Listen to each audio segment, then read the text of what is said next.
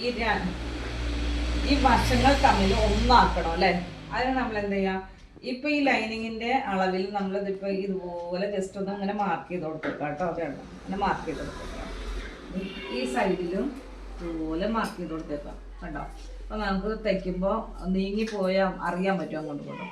അത് കൂടാതെ വേറൊരു ഐഡിയ എന്ന് പറഞ്ഞു കഴിഞ്ഞാൽ ഇതാണ്, ഈ സെൻറ്റർ പോയിന്റ് നമ്മൾ ഇതുപോലെ ഒന്ന് പിൻ ചെയ്ത് വെച്ചേക്കും കേട്ടോ. കണ്ടോ, ഇത് ഇങ്ങനെ ചെയ്തില്ല എങ്കിൽ നമ്മളൊന്ന് ഇതുപോലെ ഒന്ന് ജസ്റ്റ് ഒന്ന് ഒരു സ്റ്റിച്ച് ഇട്ട് കൊടുത്തേക്കാം. ഇതുപോലെ ഒരു ലോങ് സ്റ്റിച്ച് ഇട്ട് കൊടുത്തേക്കാം, അത് കഴിച്ച് കളയാനുള്ള. അപ്പോൾ അങ്ങനെയാണെങ്കിൽ നമുക്ക് ഈ ലൈനിങ് നമ്മൾ സൈഡ് ഒന്നാക്കിക്കൊണ്ടിരിക്കുമ്പോൾ ഇത് മൂവ് ചെയ്യാതിരിക്കുന്നുള്ളൂ കേട്ടോ.